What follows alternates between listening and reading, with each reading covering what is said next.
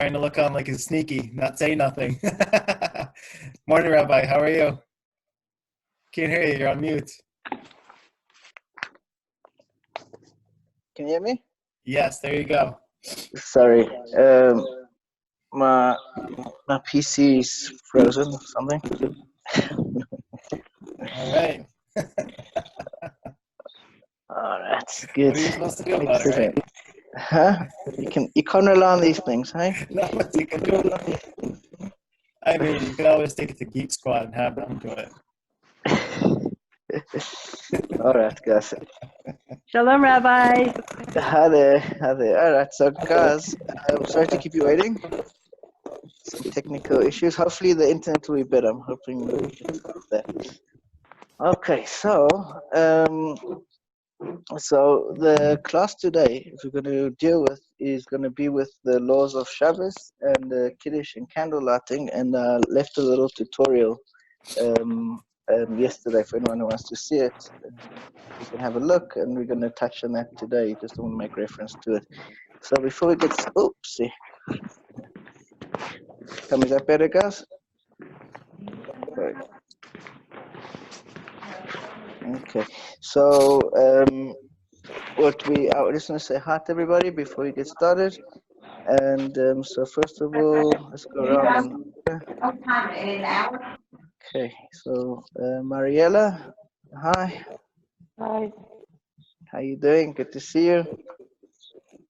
Some nice apple cookies you got going. Yeah. All right. Hopefully you can send me some via email. Well, I don't think they will be tasty anymore. We're not there yet, hey? All right, and Roxana, if you're there, say hi. Hello, yes, I'm here. Hi. If you're Good getting morning. groceries, I need a couple of things. I'll give you my list. I know, I hate to come grocery shopping, but we have to do it every week. Thanks for coming. Really appreciate Thank you. it. All right. And Aria, you there? Roberto, Sure. Tough to you. How are you doing? I'm doing good. Good. I'm just recovering from the holidays and everything. From Thanksgiving. Well, we had Sigit and then Thanksgiving and Rosh Hashanah and Shabbat and all in a row, and I, now able to sit back. You all thanked out. Yeah. The funny thing is, for Thanksgiving, we had to do the hello. Oh, yeah. Yeah. Great. Thanks so much for coming. Really appreciate it. Okay, and Hannah, you there? Yeah, I know you're driving. Hannah? She must still be trying to get away. I don't understand it. She was just talking with us a minute ago. Oh, there you go. Hi. Sorry, hi. How you doing? Thanks so much for coming. Thank you very much. So glad I could make it. Yeah, now please God, things should be good for you, and everything should work out well. Thank I'm praying you. for you, and whenever the Yetzer Hara attacks us, you should know that the way seems like a storm, but if you just weather through it, you'll come out stronger on the other side. Thank you. I'm with you, and we're all with you, and we're all praying for you. So stay strong. Amen. Thanks. Okay, and James. Yes. Hi, how you doing? I am doing good. Good. Are you the one who had the question with the jeans? Yes. So you saw my answer, I hope. I pretty much can answer. There's some rabbis I listen to that they really don't like jeans, but I guess like what you're saying is the designer ones that are too tight and all of that.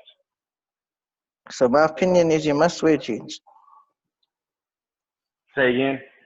My opinion is you have to wear jeans. If you want to wear them, you should wear them. Yeah, Especially especially when you're working. Sure. It's even better if you have skinny man jeans. Yeah, I don't like those. Like the 40-year-old guys walking around like the big bellies. They got skinny man jeans on. Oh, yeah. No, thank you. Okay, good to see you. Thanks so much for coming. Thank All you. right, and Sylvia, you there? Sylvia? Yes, I'm here. Hi, how you doing? I'm good. Sorry, I couldn't find my unmute button fast enough. Okay. It's And the really video is working. also, you can join us with the video if you want. You don't have to be sure. I'm not sure how to do that on my phone. All How right. to Everyone's so undo shy. I don't get it.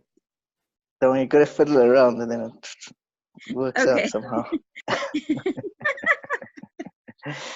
Thanks so much for So coming. I'm not responsible for whatever you hear, since you said to fiddle around with it. Okay. We'll take that as a compliment. Giggity, giggity. All right, moving on. Bracha, how you doing? Bracha, you there? Bracha? Houston, we have a problem. She's at work currently. Okay. All right. So, Bracha, hi. Welcome. Okay. Thank you for coming. All right. Is that Romulus? Is your new name David? The birthday boy. Happy birthday. Romulus. Is that Hello, you? hello. Yeah, Hi. but basically my name now is David. Okay. It's changed. I can't keep up with you. Thank you very much, Rob, for today. All right. So Sure. let's have a nice Zoom. Sure. Thank you so much. Thanks so much for coming. Really appreciate it. Good to have you. All right. And Evelyn, you there?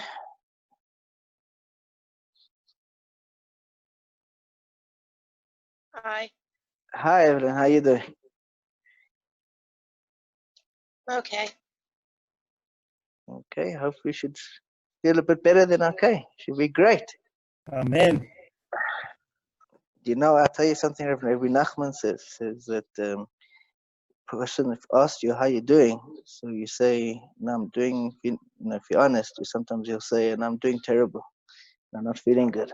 And Hashem says, "You think that's not good? I can show you what not good is." So you say, Nachman says, "What should you do rather?" Someone asks you, you say, "I'm feeling great." Hashem says, "You think that's great? And I'll show you what great is." I say, "Please God, you should feel good. And if there's anything we can do for you, with you, and please God, everything should be good." Thank you for coming. Just keep praying for me. That's all. I will do. And if you feel free to reach out, I'm here for you. And if there's anything I can do, let me know. Okay, Antoinette. Hello. Hi. How you doing? I'm doing well. Just had a visit from my son. He's leaving right now, so I was able to get into class. Okay, thanks for coming. Really appreciate it. Thank you for being there. I really Yes, appreciate it. I just hope people rock up. That's all I hope for. So thank you. I really appreciate it. Thanks for coming. And if you want to show your face, if you're not covered in mud, it's also okay. I've been getting my son ready to go leave all morning. I've been doing stuff, so I didn't get dressed and get my head covered and all that stuff for class. So. Okay, it's good to have you there. Thanks for going. Okay, Valerie, if I said it right.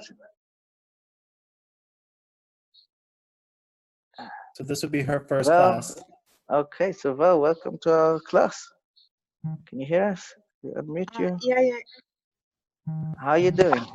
Can you hear me now? Yeah, I can hear you. How are you doing? Thank God. How are you? Yeah, thank God. All good, all good. So this is your first class, so welcome. My first class, I couldn't figure out how to get in Don't before, worry, and I then had I this. just gave it another try, and it finally worked out. Okay. Don't worry, it's my few classes. I still can't figure out how to get in. So you're not the What are only you talking one. about? 24 classes. He still can't figure it out. We're getting there. Okay, We and got we have Uzi to who's help called out. in on the line from the great Amazon. Go ahead and say hi, Abraham. Abraham, how are you doing? Can you hear me? I can hear you. Where are you calling from?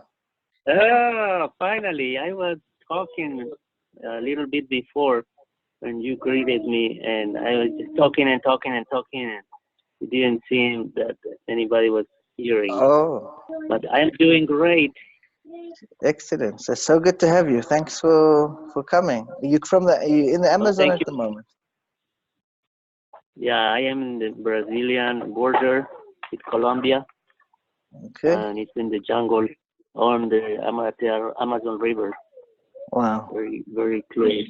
Now share some pictures with us. Okay. We'd love to see you. Thanks so much He's for also joining. got that special connection for us too, you know? Uzi, we're not supposed to talk about our All right, so- Colombia in online. It's recorded, remember. So Marlena just jumped on. Marlena, how you doing?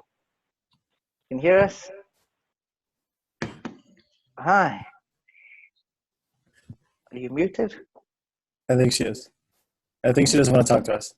All right, it's okay. If you can I think hear she us, thinks we're laughing. That's true. Okay.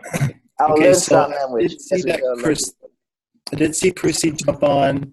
I think she's having Okay. problems with her phone as well. Okay. So she's on now. She's off Okay. again. Chrissy, okay. So if you do come, welcome. Yeah, I think she's having phone problems. Let me just double check with her. All right. But okay, the floor is all yours. Okay, let's go. As I said before, so this class is going to be about Kiddush and candle lighting.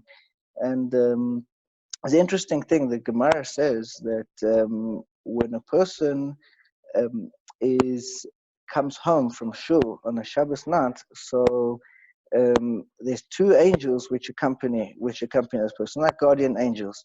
And these angels, one is a good angel, a beneficial, a benevolent angel. The other one is an evil, bad angel, a malevolent angel.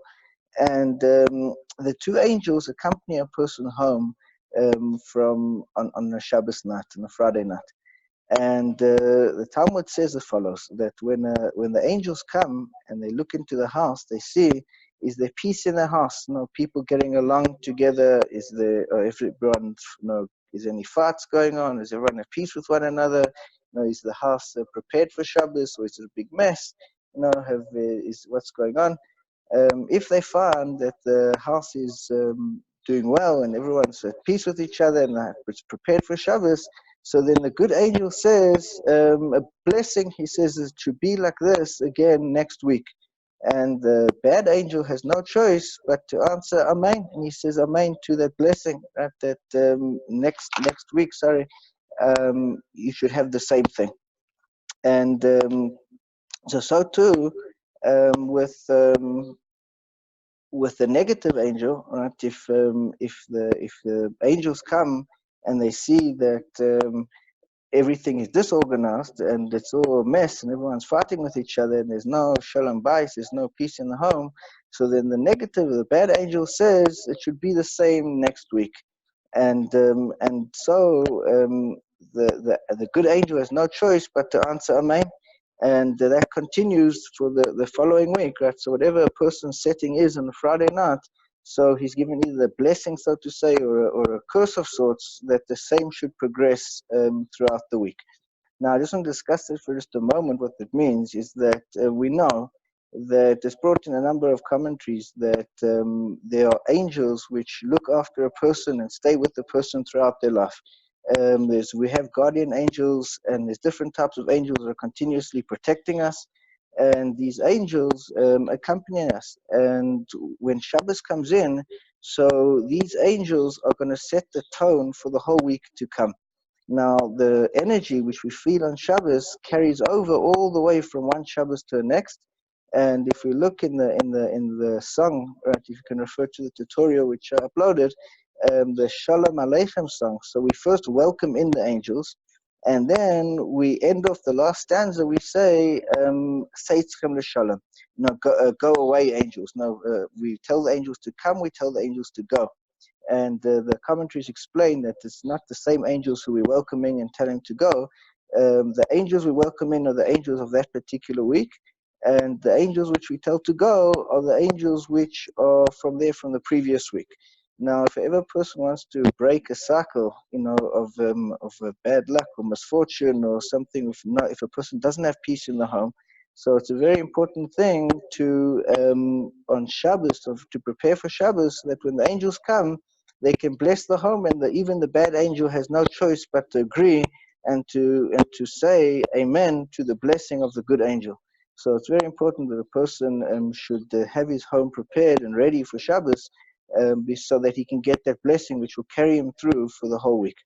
Now, there's a story with the Baal Shem Tov, and he went with his students to a town of Apt. Okay, that wasn't far away from where he lived.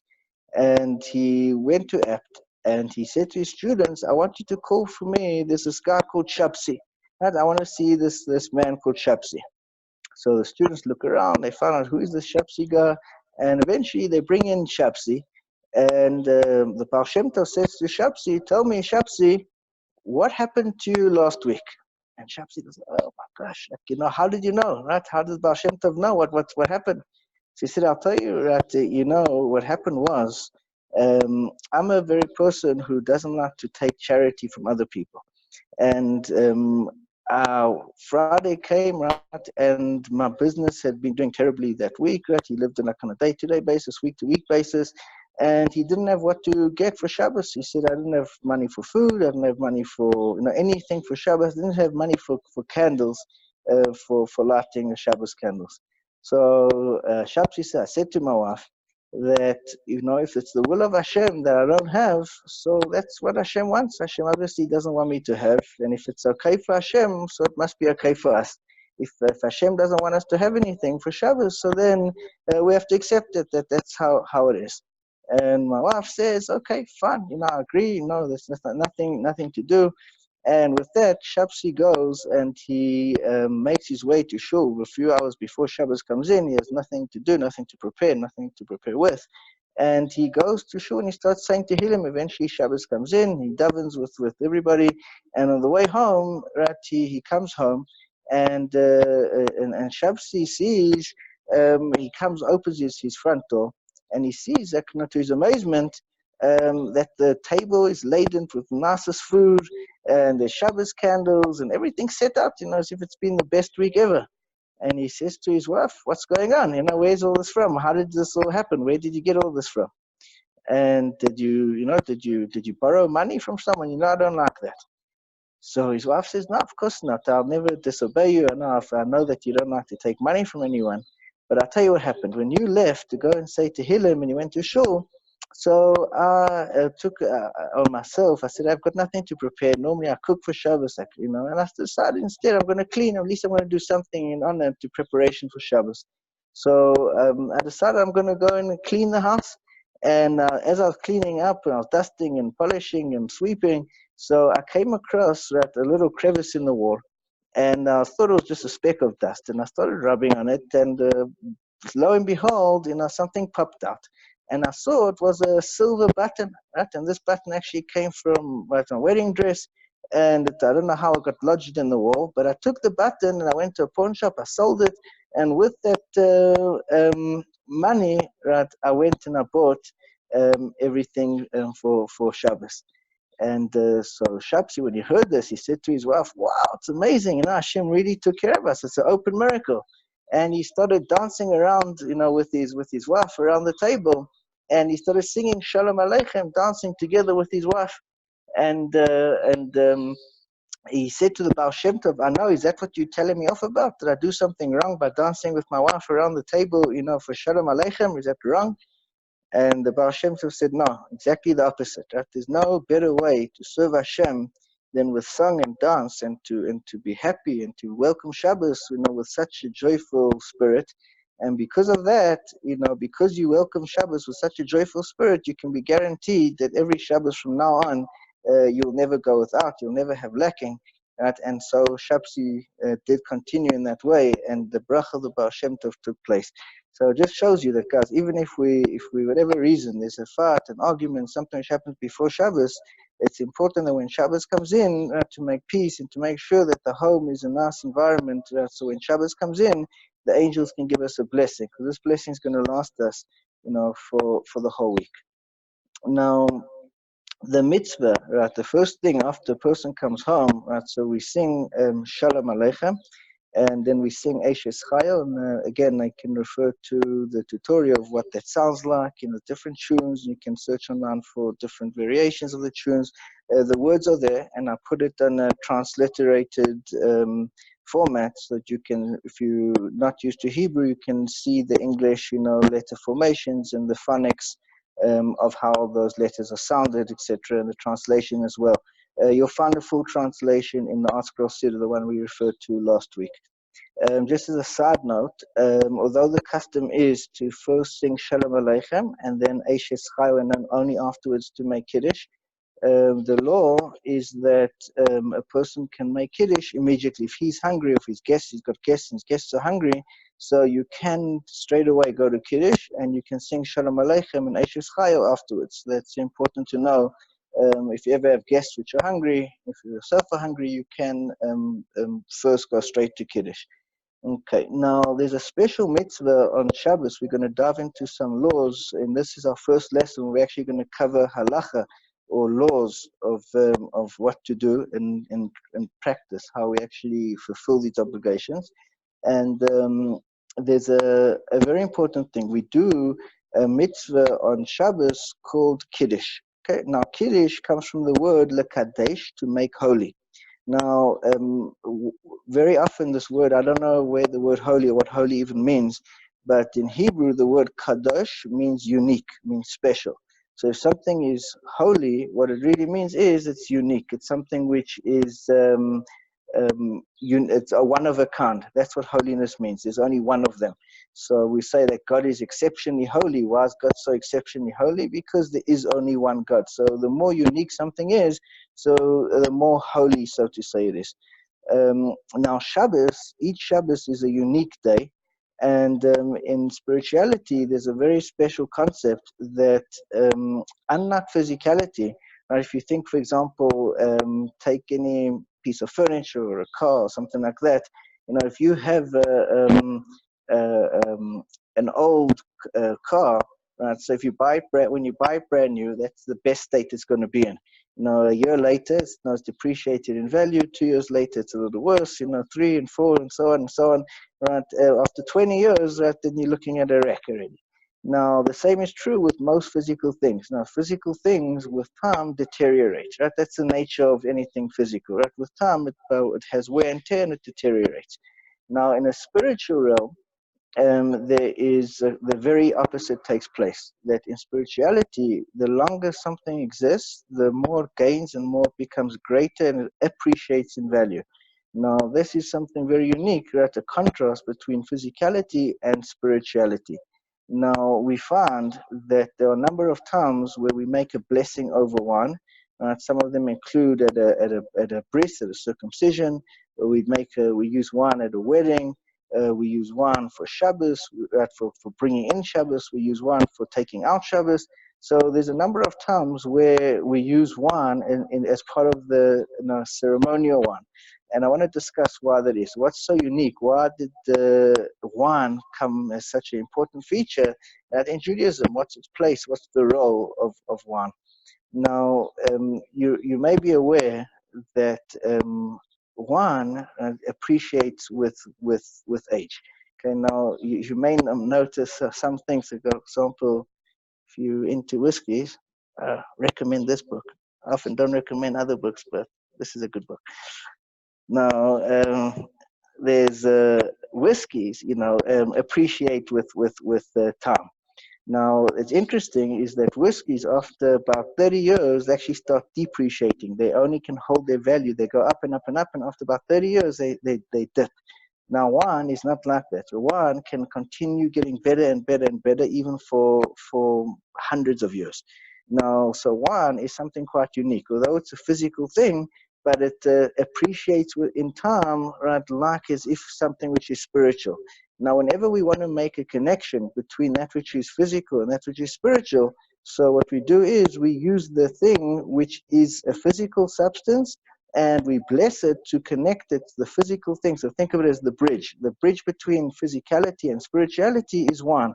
Wine has the properties of physicality. It's a tangible, it's a wet substance. You can feel and taste and touch it.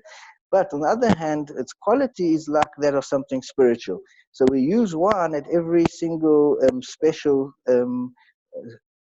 ceremony where we're actually trying to make a link between physicality and spirituality. So, for example, at a circumcision, right, we're taking a baby boy and we're now taking him and making him into somebody special. We're going to now name him and now elevate his status. Right, or at a wedding, we're now taking just a relationship and we're now elevating it into a marriage.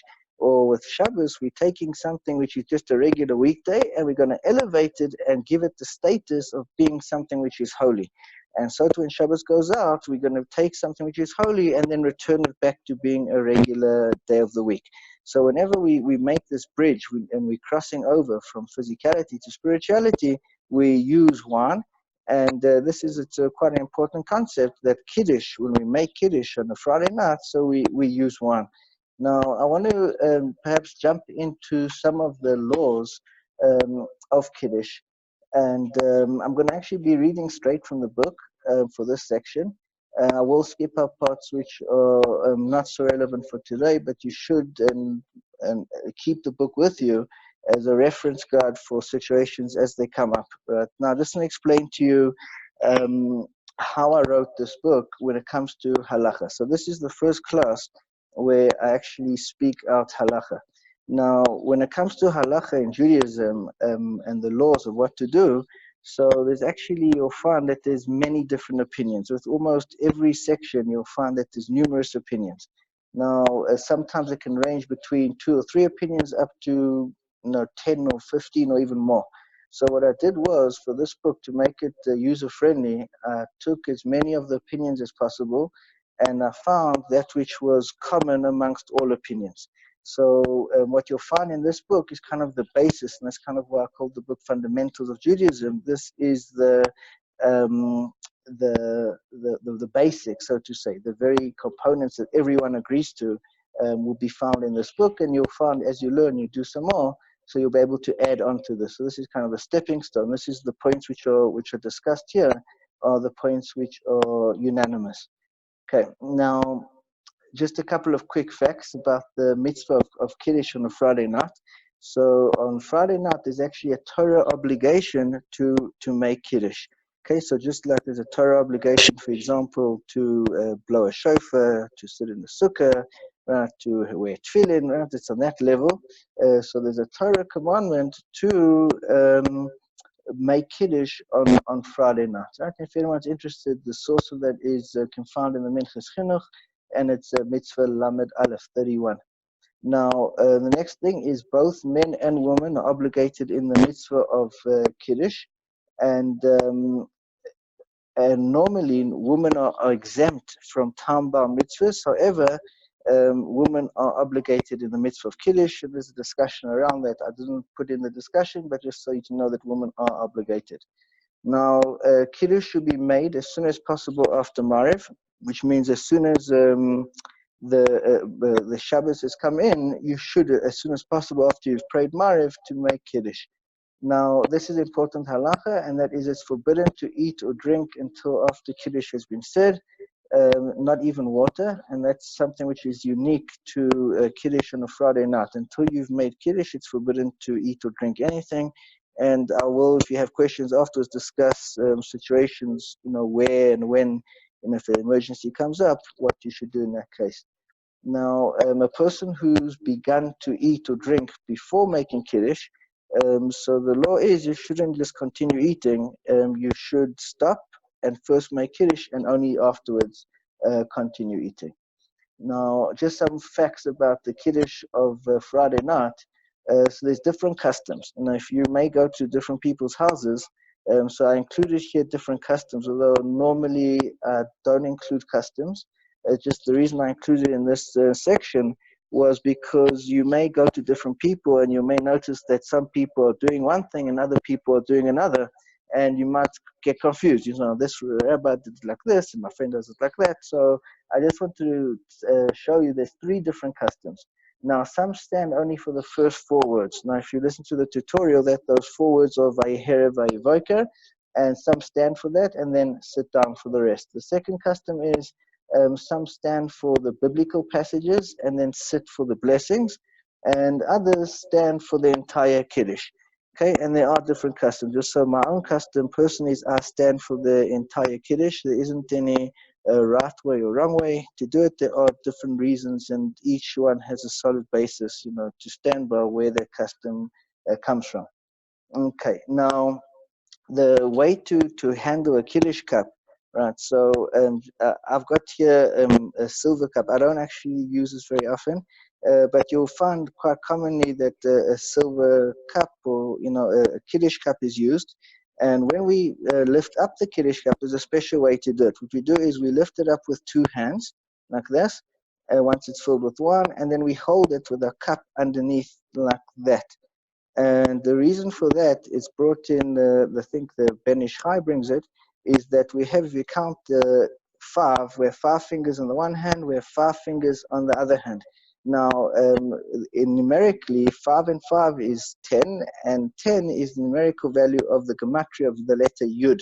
Okay, now, so we have Yud. When we go like this, we're expressing Yud. And when we hold it like this, so we're cupping it with 5 fingers, and this 5 fingers is numerical value of Hey. And if we take the Yud and the Hey, it spells Hashem's name. So what we're doing is, in order to sanctify the cup, we grab it, so to say, with a Yud and a Hey. So this makes it now a cup of God, as such that we've now infused this cup with godliness. So there's a procedure, and I just want to say, a lot of these things, especially if you're new to laws and Jewish law, might seem strange that there's a lot of nuances which apply in Jewish law. It almost seems ridiculous. You're thinking that God's the creator of the universe. Now, does he really care if I hold the cup like this or like that? Or no, what like difference is that? Does God really care? Why can't I go like this, like that? So I like to think of it, you know, in terms of a relationship. Now, you know, you're probably aware that sometimes, you know, if you're close to someone, living with someone, so sometimes it's the small details, you know, which are important. You know, for example, you know, do you squeeze the toothpaste, you know, from the front or the back? You know, do you leave the toilet seat up or down? You know, these are the little things, you know, that can, you know, we fussy about, you know, and although they seem trivial and ridiculous, I still don't know if you meant to leave the seat up or down. Well, Uzi will tell me. I'll get it right one day. Okay, so anyway, so these are the little things which that a person has to do, right? It's almost like you have a relationship to Hashem. We've got a relationship with Hashem. Hashem has his particular desires, so to say, the ways of how to do it, and the little details to Hashem are important. Okay, so just to keep that in mind, whenever you're studying halacha, laws, just think of it as a relationship. The little things are important. Don't like you forget a birthday or anniversary, right? Just like a person can be upset. So Hashem, you know, so to say, is also particular with the little stuff. Okay, now when you hold the Kiddush cup, so the halacha is you need to lift it approximately 10 centimeters above the table. Okay, and again, that's just because we say Kos Yeshuas Esah. We say, make a statement in Hebrew saying, I raise my cup to praise Hashem. And if you don't raise the cup, you're not keeping to your word. So that's just another technicality. Another thing which we do is, before we make Kiddush, so we have the challah on the table already. And we'll discuss in another class why we have challah on Shabbos and what the significance of it is. And we cover the challah with one covering, and it's got a board underneath it. So it actually has to be covered from below and above. So the chalas are covered from below and above. And there's two reasons for it. So one of the reasons is that when the challah, which we have on Shabbos, is to remind us of the manna which the Jews received in the desert. And the Jews, they received the manna. Hashem didn't make the manna rain directly onto the sand, would have got dirty. So what Hashem first did is he first made a layer of dew fall, and then on top of that the manna would fall. And in order to have like a wrapping right over it, so Hashem made another layer of like frost fall on top of that.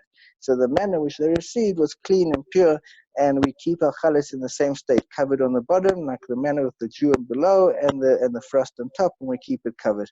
There's another reason which is also brought, and that is in terms of making blessings. When we get there, we'll discuss it a bit more. So there's an order of priority of blessings. Now, the blessing over wine is a blessing of Borei Pri Hagafen, and it's actually the second most important blessing which we can make over food. The most important blessing over food is the blessing on bread. One of the reasons behind that is that bread is like a staple food, and it's got this considered to be the most significant of all foods, and the bracha of hamaitzi is actually the most important.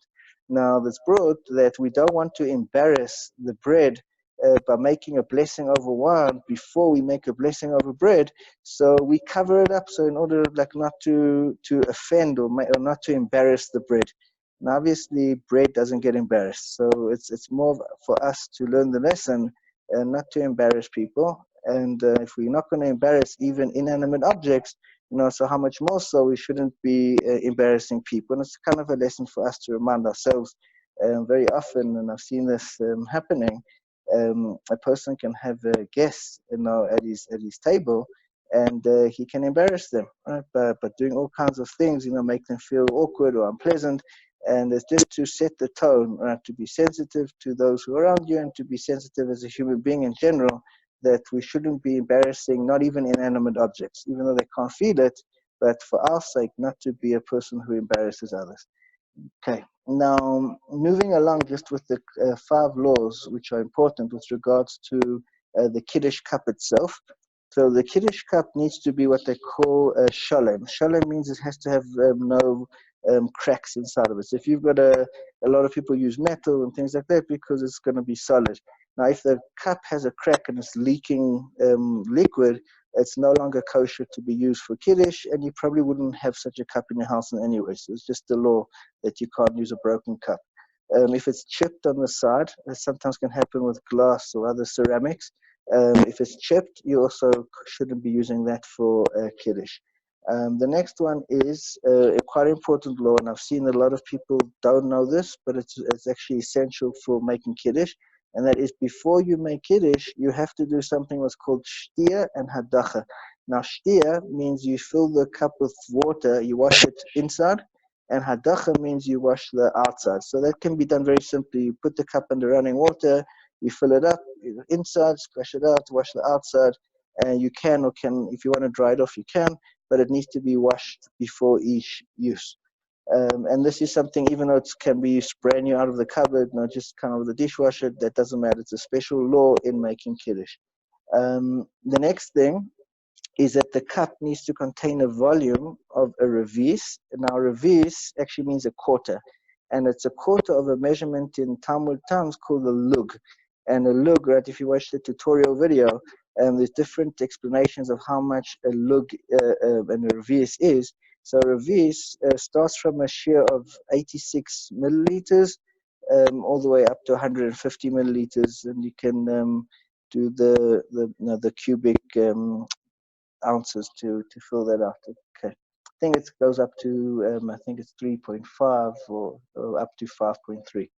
Now the next halacha is that when you've poured wine into the cup for Kiddush, this cup is now considered to be used. So if you've made Kiddush and let's say you didn't drink the whole cup and there's so much left, you cannot pour that wine back into the bottle. If you do that, you invalidate all the wine that's in the bottle, and it's called pogum. It's called invalid. So it's very important either to finish it. if you don't want to waste, there's something you can do which how you can fix it. You have to first pour some new one in, and then you can pour the remainder back into the bottle, and that can rectify it. So that's just one way to do it. And the last one is that one should try and use for Friday night the highest quality of wine that you can afford, the best ones possible. So those are all essentials for Friday night Kiddush.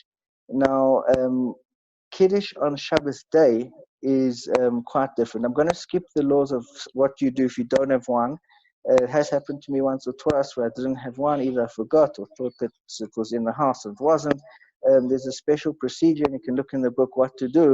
If for whatever reason you don't have wine, you can make Kiddush on the bread, and there's a procedure which I've written step by step for you to follow. Now, on Shabbos morning, we make something called Kiddush Rabbah, which is literally means the big Kiddush.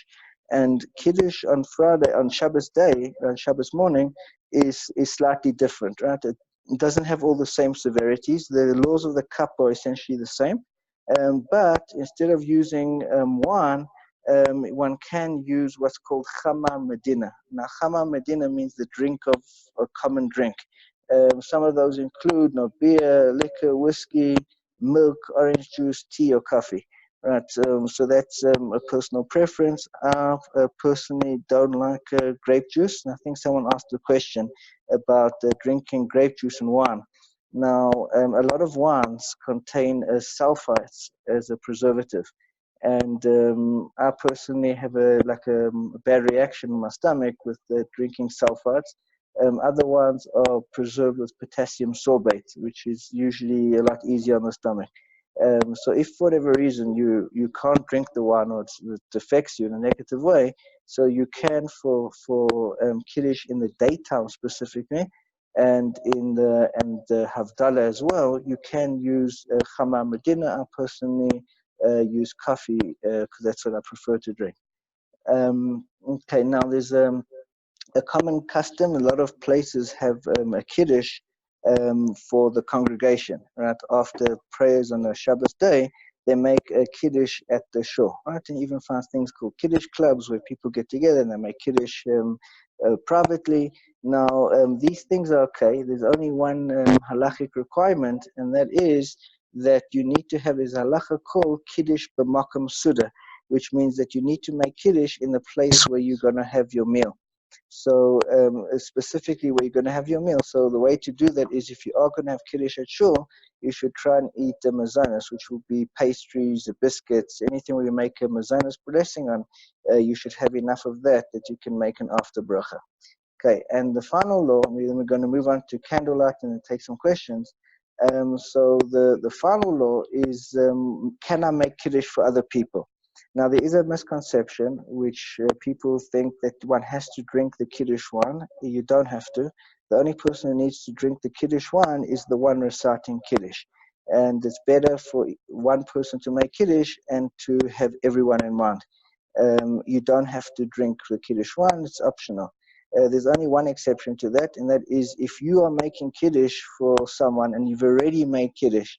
In that case, then you can make Kiddush as many times as you want. So if, let's say, someone comes in and they haven't heard Kiddush, you can repeat Kiddush. If a new person comes, you can say the second, the third, the fourth. There's no limit to how many times.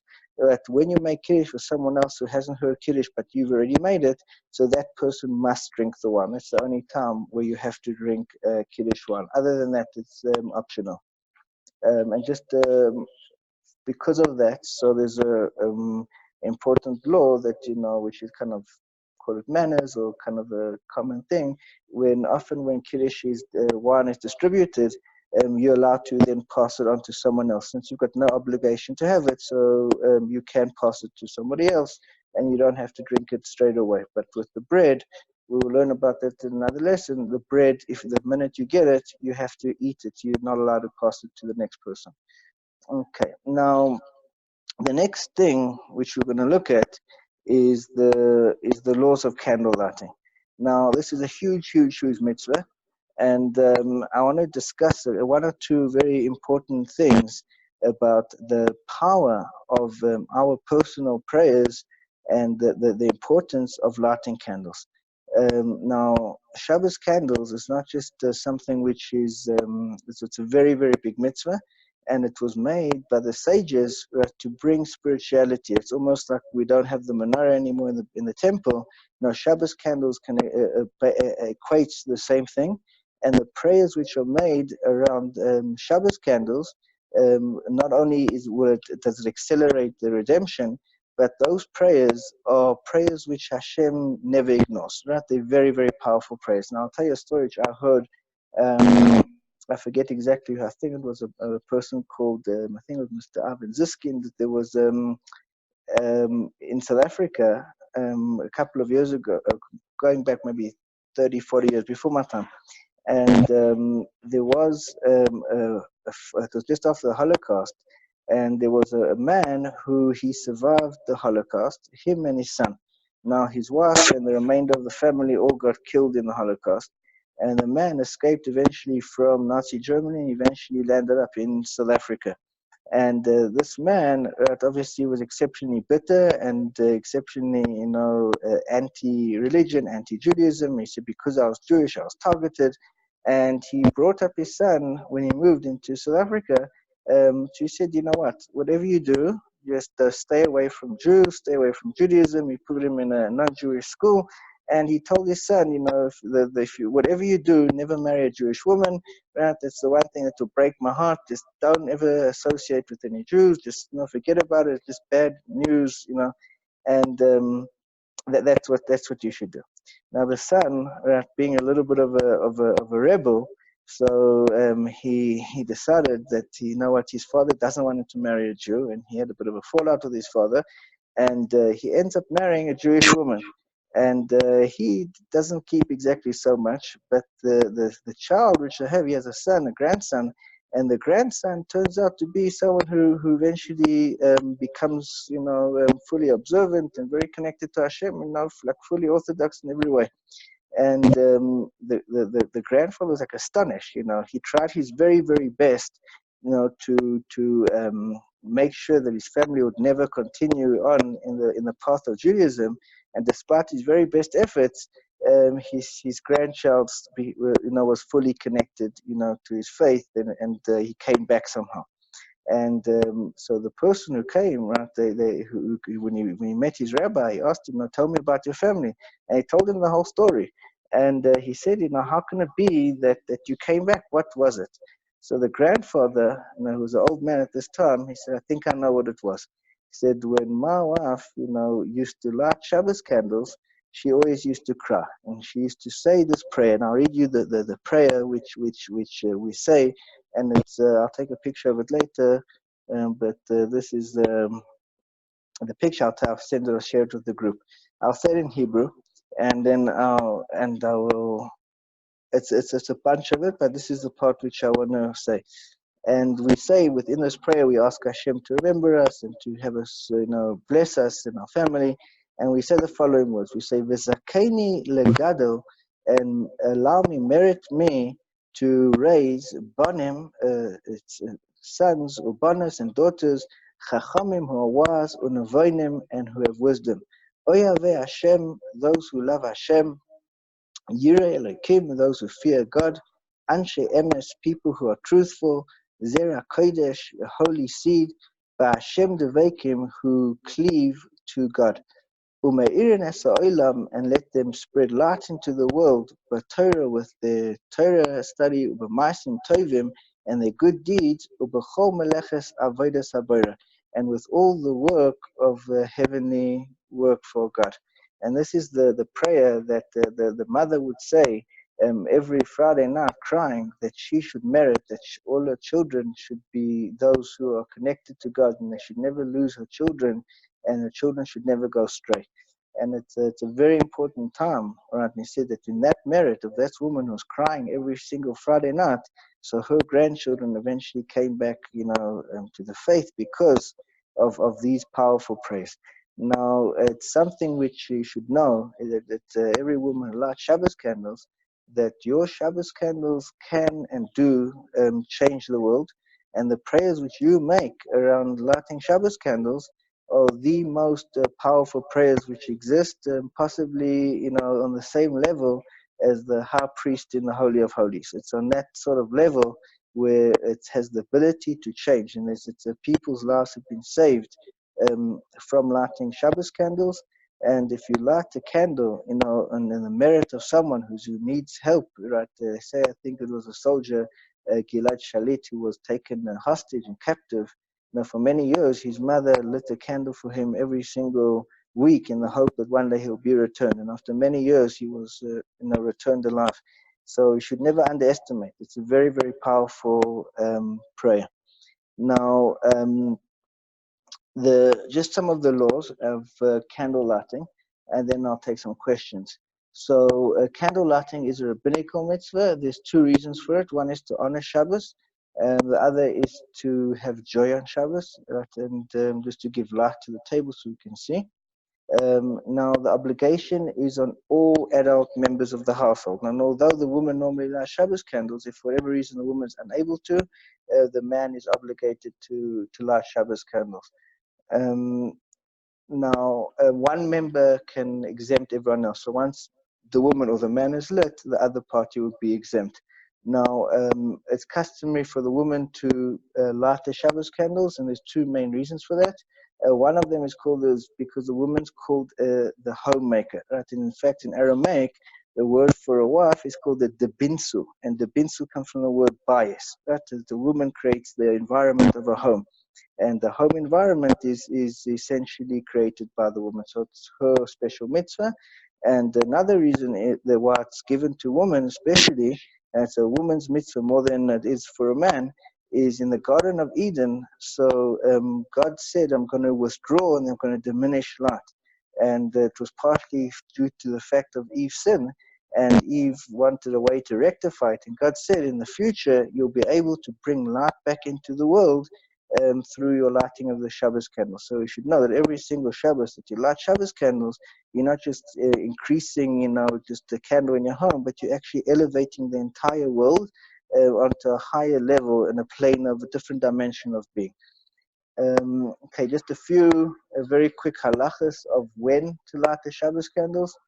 So they should be lit 18 minutes before sunset. You'll find, if you want, there's an app which I particularly like. It's called Easy Zmanim, and it's available on Android and Apple.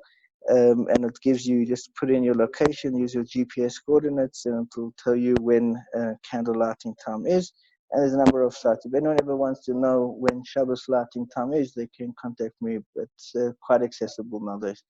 You can light candles earlier, and one should light candles which are either or has to be of a good quality. So normally you can use wax candles are quite good. A lot of people use oil, which also burns well. Okay, the candle needs to burn until the beginning of the Shabbos meal, so it doesn't have to burn throughout the night. It needs to burn from when Shabbos comes in until you start the meal, so approximately 2 hours, depending on how long that takes. Now, you can fulfill your obligation with lighting a single candle, although the custom is to light 2 candles for Shabbos. And the reason for that is that there's 2 phraseologies which is brought with Shabbos candles, and one is, we say in Shabbos, Shomar v'Zocher. You need to guard Shabbos and remember it. So there's positive things to do on Shabbos, and there's negative things. So there's things which we abstain from on Shabbos, and there's also things which we do to make and enhance Shabbos. So because of those 2 elements, we light 2 Shabbos candles. The custom is that we have, for each additional member of the household, we light additional candles. So if a couple has 2 children, I would light 4 candles, and 3 children, light 5 candles, etc., etc. And you can light candles on behalf of other people. And I do recommend, guys, that you do inquire of people who do need assistance. It's a very big mitzvah to help in that way. The next thing is that a woman who makes who lights the Shabbos candles, so she makes the blessing after having lit the Shabbos candles. Now, there's a general rule which applies, and in Hebrew we say that all mitzvahs must be, blessings are made, and in Hebrew we call the term over la'asiyasim, before you do the mitzvah. So, for example, before I shake lulav or I blow a shofar, I first make a blessing, and then only afterwards I do the mitzvah. Now, when a woman lights or takes in Shabbos, so you're not allowed to kindle a flame on Shabbos. So if she then makes a blessing, she's now accepted Shabbos. So it will be forbidden for her then to proceed and light the candles. So in this unique example, we reverse the order, and first you light the candles, and then afterwards you make the blessing. Now, a man who lights Shabbos candles doesn't have to accept Shabbos with the lighting of the candles. So he can light the candles and not accept Shabbos, and for him, he will make the blessing first and then light the candles after. All right, so those are basically the main laws. And as I said, the laws are okay. They are a little bit nuanced, and you can use this as a reference guide for any time that you get stuck. And I do suggest that you familiarize yourself with it, and you will find that this is like the basics. What you'll need to be able to do this. Okay, guys, if you have any questions, you can unmute yourself. Happy to take any questions. All right. I have a question. So Aria had his hand on the queue. Okay. So we'll start there. Yes, shalom. So, this has really been a good class. I really enjoyed it. This is a lot of information that I could really use. We have a custom in our home that the child of usually the youngest child, but not always, but one of the children will, the sons will get the Kiddush cup with two hands and hand it to me. Oh, okay. And then I would take it from him with two hands, and then I would drink the the Revia, the third of it, or 2/3 of it, and then everybody in the family takes a sip from it afterwards. But sometimes there is some left over. So my question is I have seen or known of people who have accustomed to then pour out the rest of it outside like a libation almost. I don't know is that something that's permitted? Okay, so pouring it out, you definitely can do it. There's no problem of once it's been used and you fulfill the purpose, it doesn't retain any special holiness. So you may dispose of it.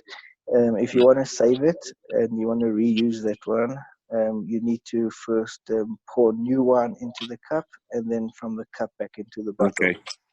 If I got that. We don't ever reuse any around here. Right. Okay.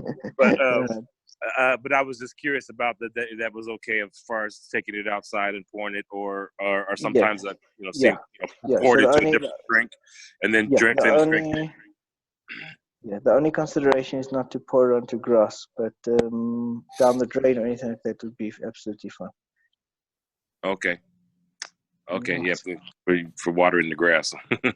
Yeah, right. Yeah, we'll learn about that coming up. Okay. And then, like, say I had a different beverage.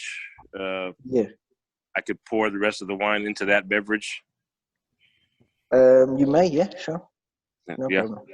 Yeah, 100%. Okay. All right, good. Excellent. Good. So Internet has a question. Yeah, Thanks, sure. Aria. Go ahead, Internet.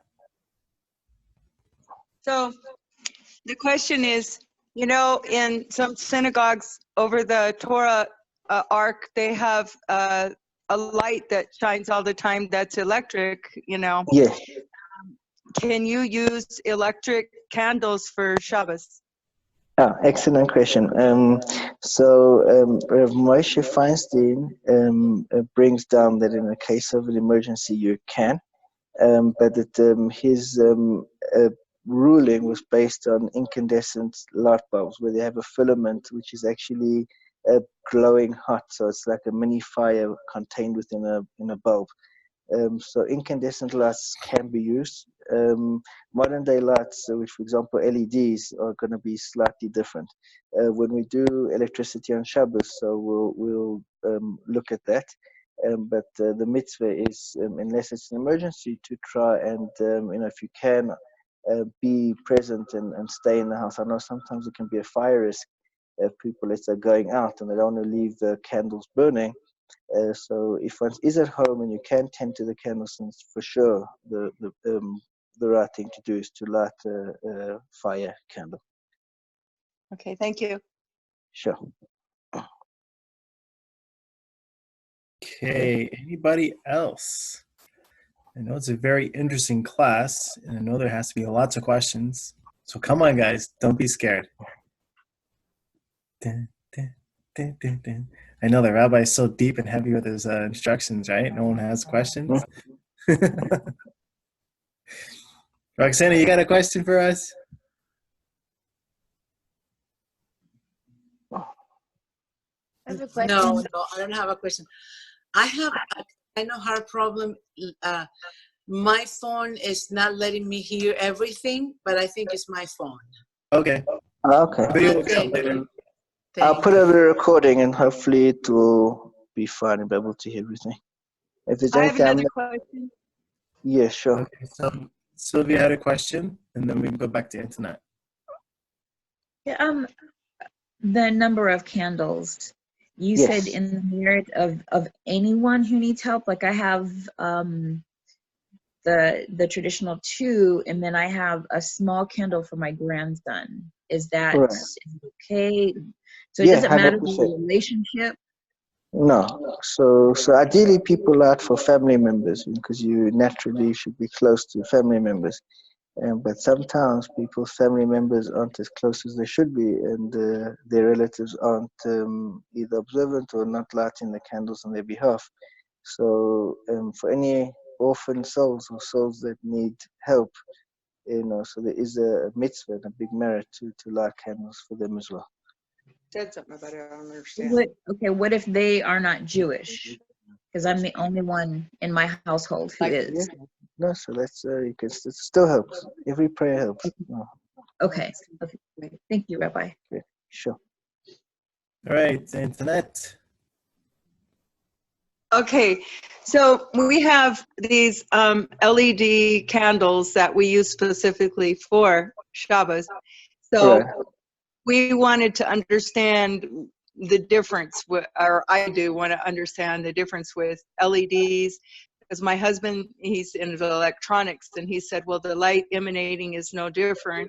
It's stronger light, but it still has the same basic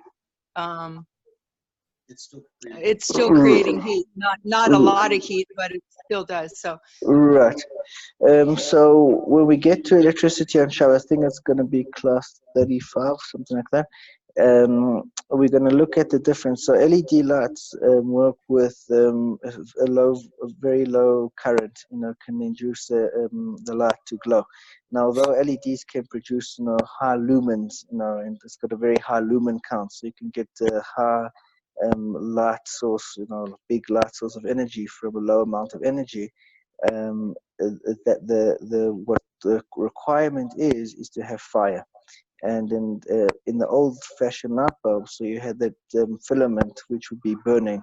Would normally be a strip of tungsten which was held, in the coils. You might remember the old light bulbs, and that's actually burning red hot, or actually white hot, and that was where the discussion takes place. Now, in terms of the laws of Shabbos, so we have to remember that the laws and the sources date back mainly to the 1500s and sometimes earlier. So there weren't LED lights, and what we find is the modern day commentaries have to find some sort of source to link it back. And so when it comes to electricity in general on Shabbos, it's actually very hard to define and categorize it. So that's something which we will hopefully deal with in more detail.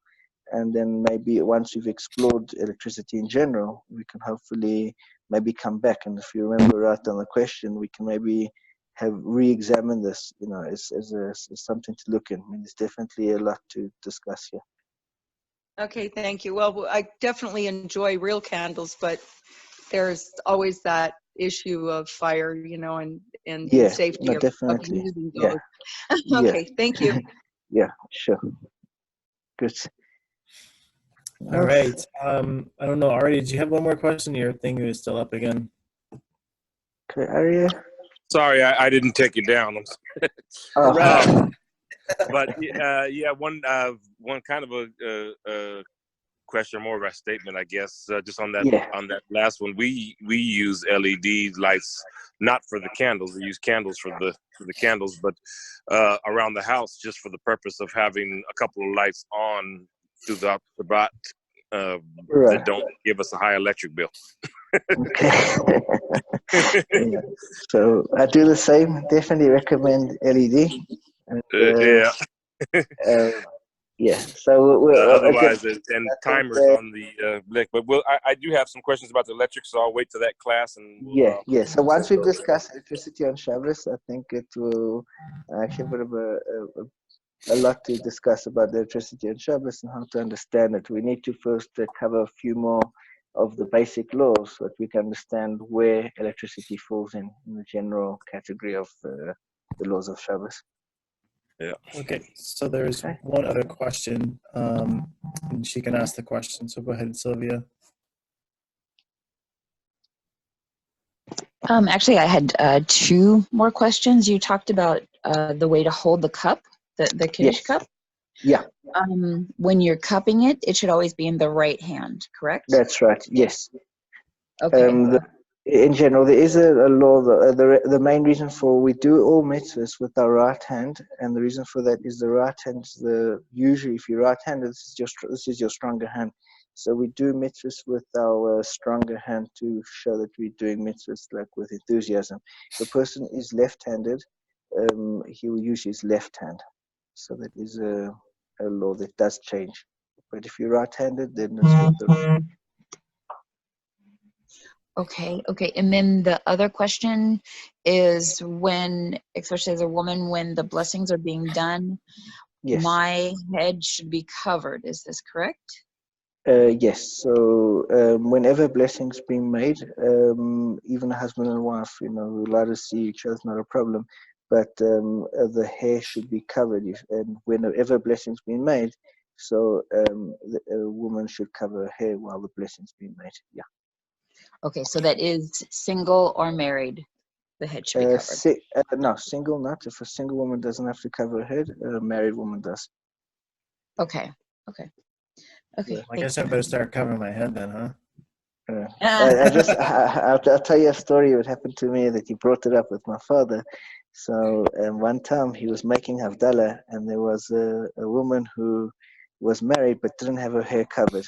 And my father turned around and made Havdalah sideways, and I thought it was peculiar, And after I asked him why he did that, so he said because the law is you're not allowed to look at a woman who's got her head uncovered. He didn't want to embarrass her, so he turned to the side rather than to embarrass her. So again, one has to also be sensitive to the situation. So obviously, one has to have that know who you're talking with, and if it's a person that should be covering and is able to understand it and appreciate it, so then that's something you should inform them of. Awesome. So then we got Mr. David had a question, and then we'll go to Marielle. Yeah, so basically, you mentioned before something about the angels of Shabbos, and also about the angels of week. So I guess also there exist angels for the month and angels for the year. So I was wondering, can we communicate somehow with those angels in order to help us, or I don't know, for something else? Exist a way? In a way, yes. So it is brought down that the guardian angels can be communicated with you in dreams and things like that. And they are with you all the time. The Talmud says that the only time the guardian angels don't accompany you during the day is when you go to the bathroom. But other than that, they're with you and present with you all the time, and they actually help to guide you and to make sure that you're safe and protected throughout the day, every day. So in terms of communicating with them, I don't know if there's any way in particular other than in dreams. I guess maybe if you ask, there are people. There's a story with Rav Yosef Karo, the author of the Shulchan Aruch, who we spoke about a little bit last week. He was a student of Rav Shlomo Levi Alkabetz, and he's reported to have a Maggid, and a Maggid was an angel who could have been his guardian angel, who he, through immense study, learned on a one-to-one basis. The angel would visit him, and he would communicate in a one-to-one learning, like a chavrisa, like a learning partnership. So it is rare, but I guess it is possible. Mm-hmm. Okay, thank you. Sure. All right, awesome question. And Marielle, go ahead. Hi. I was wondering if you are divorced about the head covering, because for me, I feel more safe if I cover my head when I light candles and other Right. stuff. Okay, so the halacha is that once a woman gets married, even if she gets unmarried or divorced afterwards, her husband dies or she gets divorced, she should continue covering her head. Now, Rav Moshe Feinstein has a responsa in which he says that a woman who's divorced may, or even a woman whose husband dies, may revert back to not covering her head. And even though we say something called Malim v'Kodesh for Emeridin, once we go up in the spiritual level, we try not to go down again afterwards.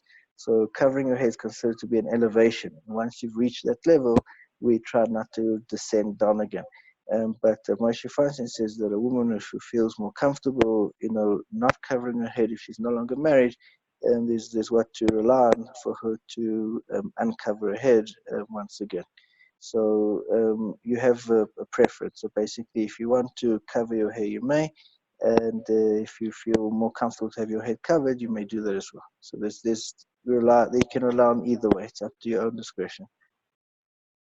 Yeah. Also, if you did not believe when I was married, I did not know all this stuff, but. Right.